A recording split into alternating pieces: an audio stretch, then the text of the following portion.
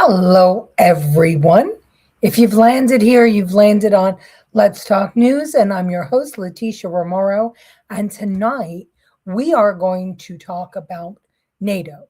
And not only NATO, but what seems to be happening with the allies and their own countries around the world, which might explain um, what's going on with their relationship with us.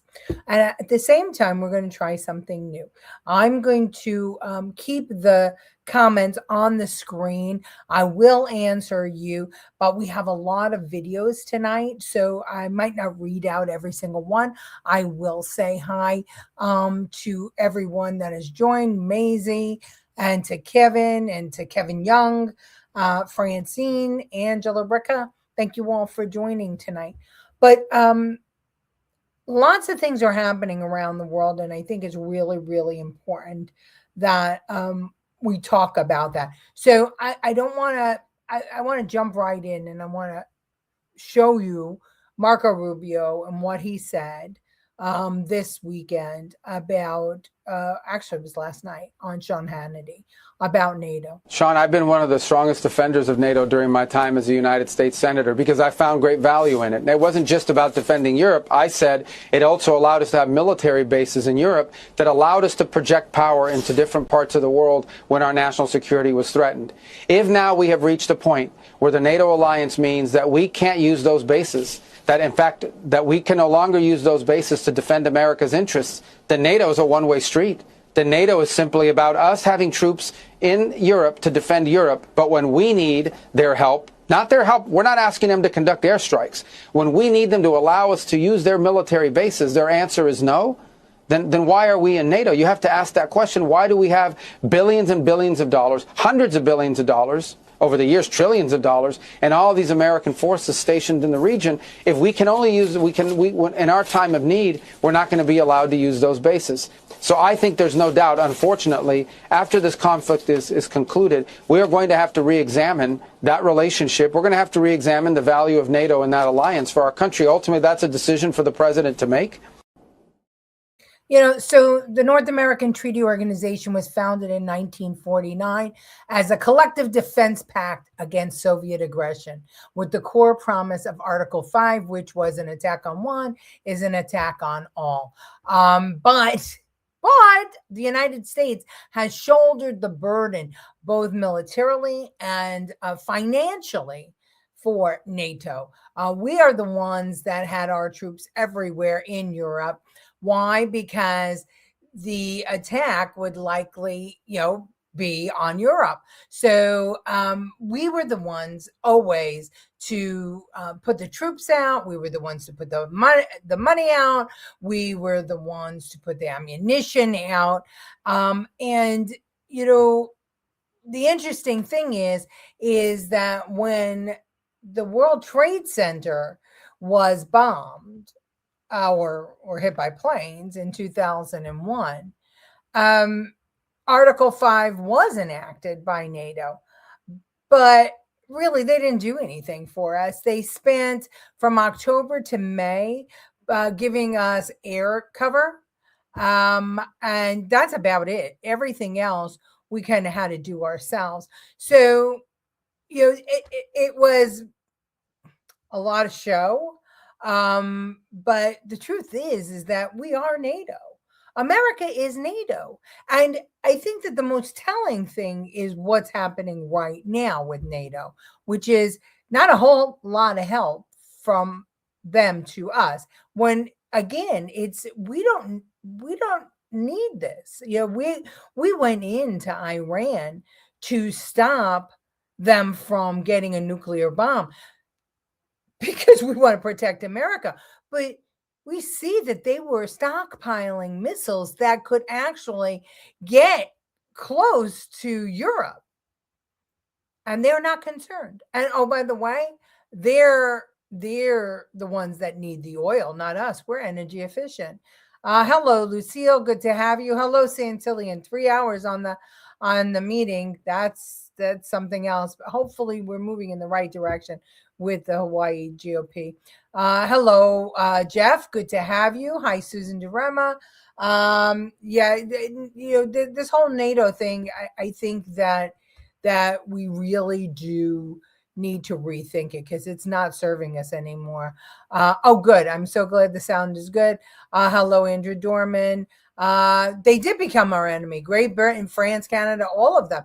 It was grab, grab, grab, grab. We want you, America. You're the child. I mean, basically we are, right? We're the youngest nation. So they were acting like, the big brother, and they expected us to do what they told us to do happily. I saw a video a few minutes ago that stated Trump was withdrawing from NATO. Well, he can't, he could try and do it with executive order, but to get into NATO, we had to have a congressional vote, I think, to get out too. So I'm not sure. But Trump, he might try an executive order because right now it's a do-nothing Congress, very much like Truman's second term. Hi, Gary. Good to have you. Professor, good to have you. Yes, the speech is tonight at 9:00. I don't think that we'll stay on and talk right through. I think that everybody wants to pay attention. And frankly, I have to get up super early tomorrow. So I'm not going to be able to stick it out all the way through. I mean, I'll watch, but I'll watch from the comfort of my PJs. Time to pull out of NATO. They showed their weak hand. Well, they sure did. But I want you to see what Turkish CNN has to say about Marco Rubio, talking about pulling out of NATO.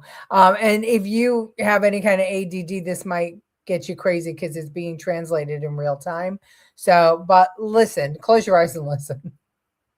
Let's see. Here we go. One last question. Yesterday, U.S. Secretary of State Rubio stated that while they stood by NATO, Europe didn't or wouldn't.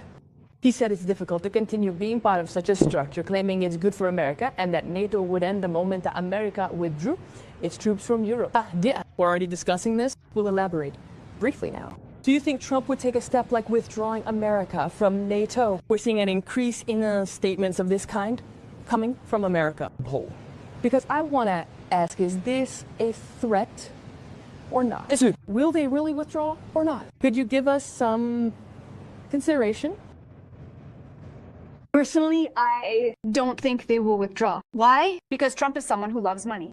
Therefore, let's be realistic. Much of the spending within NATO is based on collaborations in the defense industry purchased from America. And so looking at long-term goals, there's also the possibility of a collective action. That is the activation of Article 5. Today, when the United States faces a situation in the context of international terrorism, such as the Twin Towers attack in 2001, it's important to remember that NATO actors are directly involved in the process and that America also needs this kind of behind-the-scenes support.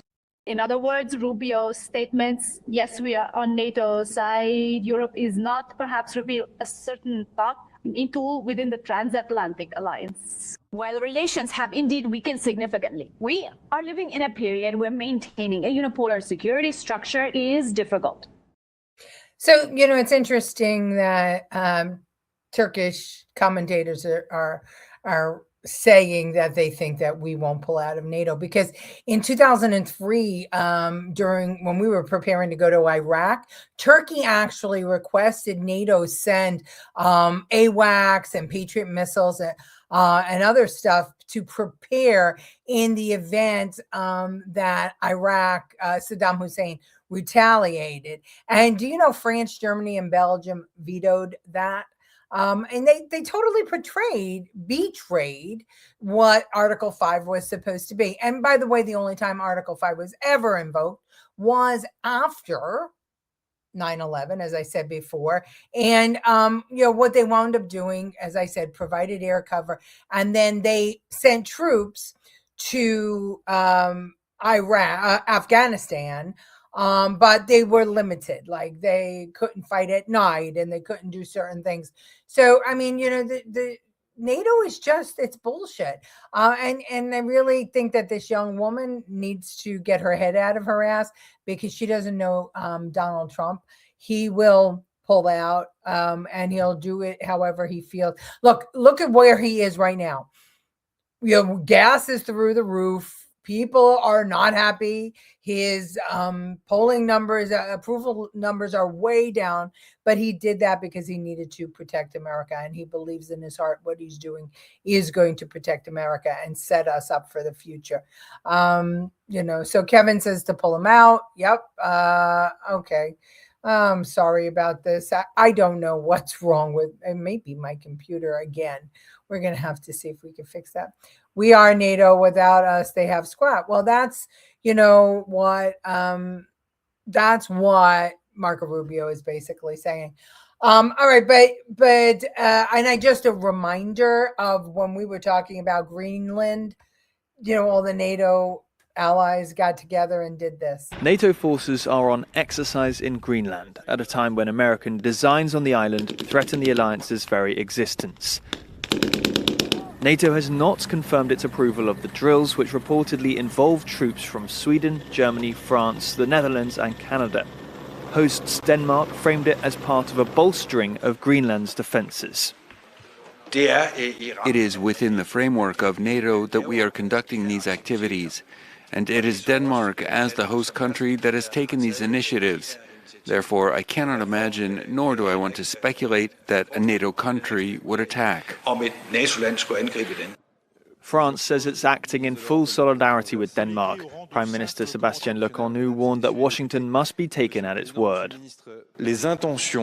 It is clear that the intentions of the Trump administration are serious, and that we must absolutely not underestimate the words of the American president. So, France, who seems to be a real big instigator back in 2003, and now they put like 1% of their GDP into NATO. So what the fuck? They will absolutely not be prepared when we pull out.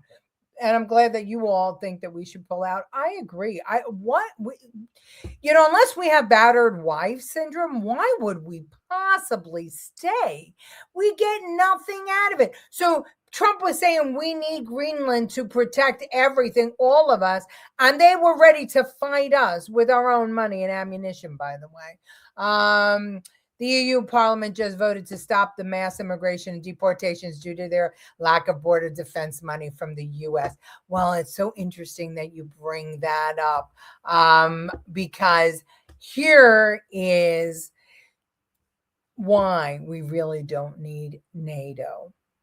Because the attack is not likely to come by nuclear war. Although I don't put it past Iran, right? Any theocracy and others. It's always a threat. But they're playing the long game. And today you heard the Supreme Court was listening to the birthright citizenship issue, the 14th Amendment. There's a reason that Donald Trump tried to stop that with an executive order, because what is happening is a mass invasion. And we've been speaking about that on this channel and on the previous channel for years now. But that's how they're going to take over. It is not going to be likely a war that will do it. They're going to do it from the inside. So I'm going to show you this compilation of clips. Remember, our news media doesn't show us, our legacy media does not show us half the stuff that really goes on. And Fox, and the other one, Newsmax, they try, but even they don't show us what's really going on. This is a compilation of Spain, France, the EU, and Ireland. Okay, this is the migrant crisis and what's going on right now there. Locals are being terrorised by migrant gangs, with reports of random acts of violence towards innocent local members of the community. The chaos started when an elderly local Spanish man was brutally beaten out of nowhere in Torre Pachato by a North African gang. A Spanish commentator was outraged by the scene, saying, This is happening in Murcia, Spain. Hundreds of armed migrants are attacking Spaniards just for being Spaniards. How are they not deported by now? This commentator is blasting the media for their lack of coverage on the issue, saying chaos in Spain. Reports of gangs of foreigners have been attacking people on the streets. Spanish people have gathered on the streets to stop the attacks. Why isn't this on the news? The clashes also have a religious undertone, with many blaming the Muslim background of the immigrants for the chaos. He said, military-aged Muslim men take over streets in Spain to show the citizens they are taking control. It is intimidation designed to silence dissent. It's a stark illustration, I think, of how the people smuggling gangs and these illegal migrants are just operating with impunity in French coastal towns. This is the town of Gravelines, which is just near the main beach launch point. For our radio listeners, what we're looking is at nighttime images on a residential street of a mob of 100 people rampaging through the streets here, angry that they weren't able to launch their boat successfully, clashing with the French police. Local residents have told us that it's an absolute nightmare, that they've seen their cars vandalised, their buildings vandalised, items like bicycles and things like that regularly stolen, walls graffitied. They really feel unsafe. Britain is facing a migrant crime epidemic. Let's start with Afghan asylum seeker Shafullah Rasuli. Here he is, found guilty of sexually assaulting 2 women while working illegally as a food delivery driver in Maidstone. Kuwaiti national Mobarek Al-Maturi, found guilty of sexually assaulting a young girl in a shop and hoarding nearly 4,000 indecent images of children, some as young as 8 years old. Ethiopian national Hadush Kibatu, we all know him by now, found guilty of sexually assaulting a 14-year-old girl and a woman while staying at the asylum hotel in Epping. He was mistakenly released from prison, of course, before finally being deported, not before being paid £500 of your money, by the way, to go home. Elsewhere, Somali national Habi Kambadextra, found guilty of stabbing a man to death inside a high street bank after calling a migrant charity and saying he planned to kill 500 people. Let's go on, shall we? Romanian national Ian Pintaru, who pled guilty to wounding with intent to cause grievous bodily harm after stabbing an 11-year-old girl in Leicester Square.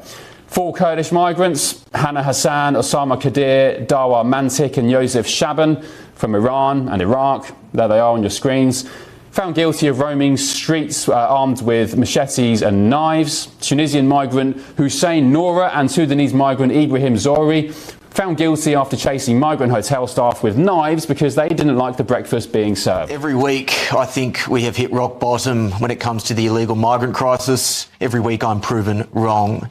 And this week was no exception. The Daily Mail yesterday revealed that 2 Eritrean illegal migrants wanted for gang rape in Denmark were welcomed into this country off an illegal boat. They were given taxpayer-funded housing and benefits for almost 18 months before finally being shipped back to Denmark for justice. Consider this: if you personally were to house and bankroll people on the run for gang rape, you would be charged and arrested.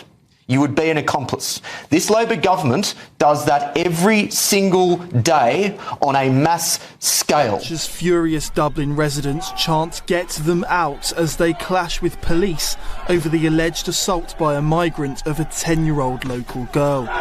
Ireland erupted in anger last night after locals learned of the alleged sexual assault of the young girl at City West Migrant Hotel in the early hours of Monday by a 26-year-old man. The Irish Times reports the suspect arrived in Ireland 6 years ago, but his asylum application was refused in 2024. Despite the migrant being slapped with a deportation order, he remains in Ireland. Standing in court on Monday, he said, "I have nothing to say." Okay. And there's why we don't need NATO. What's NATO going to do about it? Remember, NATO is just the war arm of the United Nations. That's what they do. And we know that the United Nations is anti-Israel, pro-Muslim, and anti-West. Why would we need NATO? Andrew wants to know, he says, America leaving NATO is concerning. Who started NATO? Well, it was started in 1948, and it was started by all the European countries getting together to oppose Russia. Or what was it then? The USSR, Soviet Union. And that's when the UN was created, and the goal was to keep peace. But it doesn't work that way because it's like socialism, right? We've been paying in, but we never get to take out. When we said we needed NATO to work with Greenland so that we could defend ourselves from China and Russia, what did they do? They sent troops there to intimidate us. How funny. So, I want to know, Andrew, why are you concerned? What can NATO do for us? Because they haven't done it yet.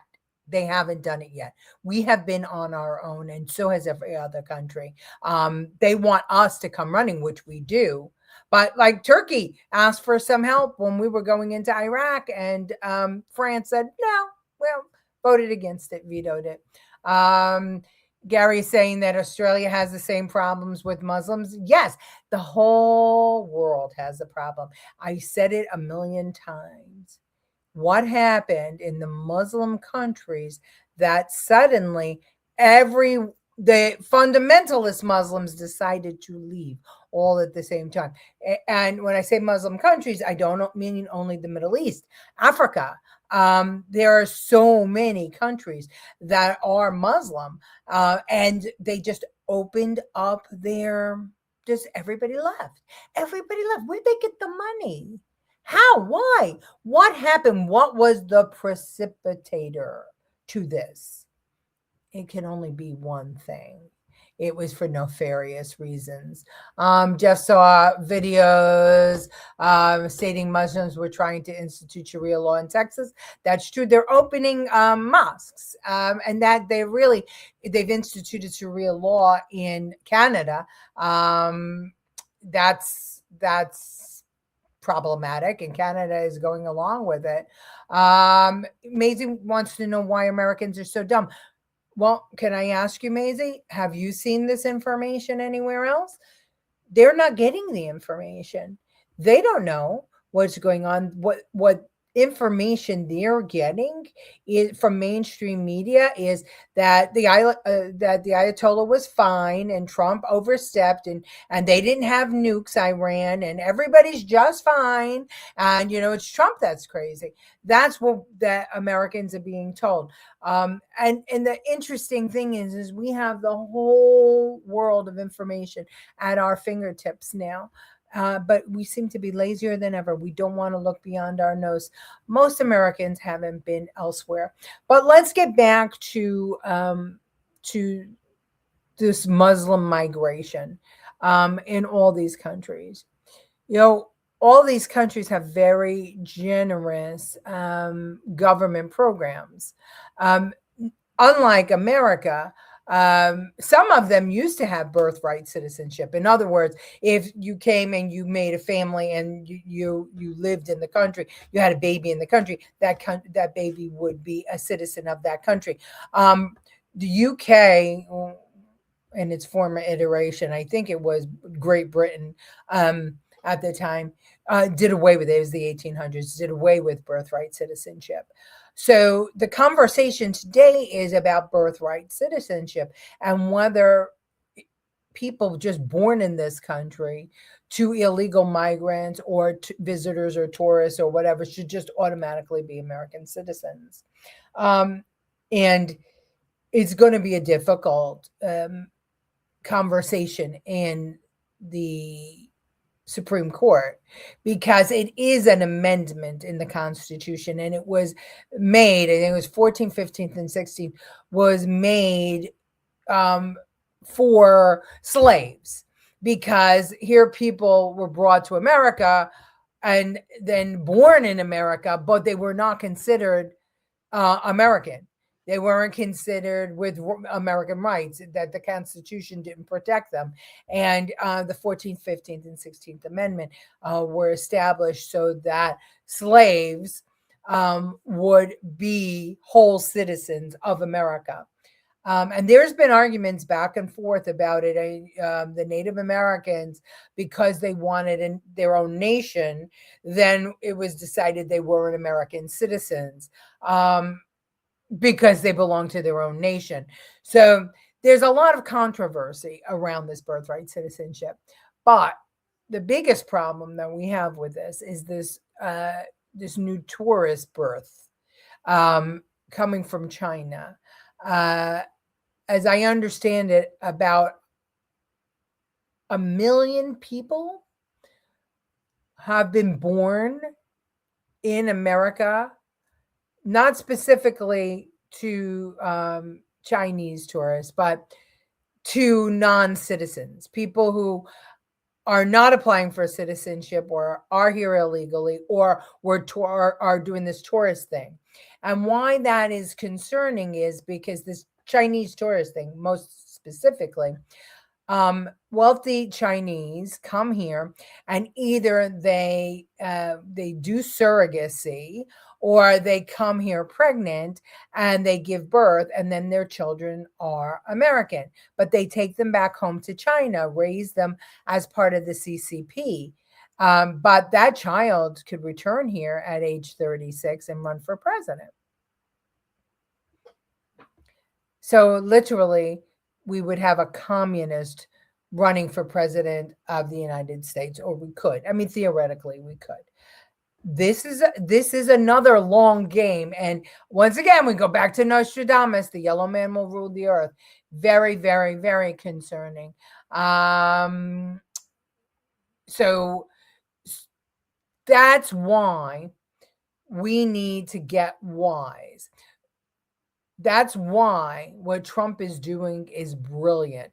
He is way ahead of his time. He is doing everything in his power to save this country. And I have to tell you honestly that I don't know that people understand what he's doing and why, because people don't want to be educated, and the education out there is lacking. Even professors, they don't want to teach this. They want to teach bullshit. They want to keep us distracted with, bullshit and social stuff. And they don't want to really talk about what's actually happening in not just America, Canada. You notice that Mexico doesn't have that problem, right? Venezuela doesn't have that problem. Cuba doesn't have that problem. It's only these Western countries, these countries that are democratic leaning, or democracy leaning. We're the ones, or these countries are the ones that people want to come to because they want to undermine that. I'm going to show you Denmark was part of this whole problem, but Denmark got wise. So this is a little compilation. It's not as long. Watch. Migrants don't cause more crime. Well, again, let's look at the Danish crime stats. Ooh, the red and the yellow are people from the Middle East and North Africa. Wow. Where are the Westerners, though? Oh, the Westerners are in the blue. The Danish government announced on Friday a deportation reform to expel non-Danish citizens who have been sentenced to at least 1 year of imprisonment for serious crimes. The policy will include crimes like aggravated assault and rape. If the measures are approved, they will take effect from May the 1st. Denmark admitted it was acting unconventionally and was amending legislation rather than waiting for European Court of Human Rights decisions on deportation cases. Udlændinge, der begår alvorlig kriminalitet, som for eksempel grov vold eller voldtægt, de har ikke noget at gøre i Danmark. Nogle af dem, de har flere domme bag sig, alligevel så har vi desværre ikke kunne udvise dem. Og det handler primært om fortolkning af den europæiske menneskerettighedskonvention, hvor hensynet til gerningsmanden nogle gange vægtes højere end hensynet til offeret. The proposal also tightens controls on undocumented foreigners and introduces ankle monitors for those who breach reporting rules. I'm sorry, I didn't realize that if I had the comments up on the screen, you wouldn't be able to read the subtitles. And we have a lot of foreign news tonight. Well, basically, what she said was that we have to get rid of these people who come to our country to actually harm us. And they don't come with good intentions. They came with bad intentions. And then, Maisie asked, why can't Trump explain it like I explained it? Well, he did. He has. He's been. He explained it when he was running in 2020, 2016, 2024. He talked about how, these governments are just opening up their jails and sending people to us. He's discussed how we're being invaded, and that the open borders, created an enemy within. But, remember when he said that people were actually eating cats and dogs, which is actually true. They were, because they were starving out there and they were eating whatever they could. And, in specific South America, guinea pig, you'd see a lot, is eaten often. And so, it wasn't an exaggeration. Yeah, but it was happening. It was happening on streets. It was happening everywhere. People were eating whatever they could catch, because that's how things go in other countries, in third world countries. It's not unusual if you catch a cat or a dog or whatever, you eat them. In China, eating dogs is they have a whole festival around it. So Trump has said it, Maisie. The problem is that legacy media mock him for it, and they don't report it. And as you saw with the clips, especially in Spain, reporters or influencers were saying, where is the media reporting on the stuff that's going on here? So it's not just us. Why I showed you these clips was, it's not just America. It's happening everywhere. And if it's happening everywhere, there's a reason for it. And it's a global reason. And you could bet your bottom dollar that Mamdani is part of it, that Singham is part of it, that El Sayed in Michigan is part of it. This Democrat Socialists of America, and the Democrat Communist Party, really big problems here. And the fact that women and young students are being useful idiots for that scheme is distressing. And they are going to have their people in place to try to take over, Western civilization, if we are not smart about it. Trump is doing whatever he could lawfully. We need to also be lawful, but we have to fight hard to keep the First and Second Amendment. We have to keep talking about this to everyone. We have to keep our wits about us. We have to make sure that we defend the work that is being done, and we can't lose faith. I see the trolls already saying, oh, look at all these Republicans who are fleeing. Yes, and there are Republicans fleeing. Well, unfortunately, those Republicans are spoiled brats and entitled. This is not about Republican and Democrat anymore. This is about patriots. This is about 250th anniversary of America. If we don't think that they are planning something, then we're crazy. They are planning something. And that's when it will be, I think, revealed that what Donald Trump is doing is necessary. But, if he stops it with what he has done, then who's going to believe him, right? They're all the detractors are talking about this as the Epstein War, which is absolutely ludicrous. But if it stopped, how will anybody know what was, right? And if Trump says, well, look, here was the plan. This is what they were going to do. We had to do X, Y, Z to get it done, to stop it from happening. They're all going to go, oh, I'm going to say that. Well, guess what? I don't think that Trump, who has always been against war, always hates war, hates the waste of lives and the waste of money. He hates blowing things up. He likes building stuff. For him to declare a war or even a military action, it had to be pretty big. It had to be pretty big. So I am sure that it's not an accident. This is our 250th anniversary. The goal was always to undermine us and to get rid of the pesky Americans with their human rights. And they put themselves in place to do it in our country, in Canada, in Europe. Don't be afraid to be called a racist or anything. Listen, I've been called much worse. Just know your truth and stick with it and be a good patriot. Defend America. That's what we need to do. Kevin says that Denmark's retarded. Interesting country. Gary says, on a lighter note, have you seen Obama's presidential library? I could shit something better looking than that. I thought his was, I thought Obama's presidential library was digital. He always said it was going to be digital, no bricks and mortar. All right. I will see you tomorrow at 8 o'clock. Thank you for spending a half an hour and, well, actually 36 minutes with me tonight talking about NATO and why we should get out. Really, so much more money back in our pockets. And I have a pretty hefty tax bill. I'll take the money back in my pocket. And I'm not complaining. In honesty, when I saw my tax bill, I was shocked.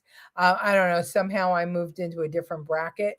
And I was shocked. And the only solace that I take in writing that check is that it's going to be in the hands of a president that I trust. So on that note, good night, everybody. I will see you tomorrow at 8 o'clock. Like and subscribe.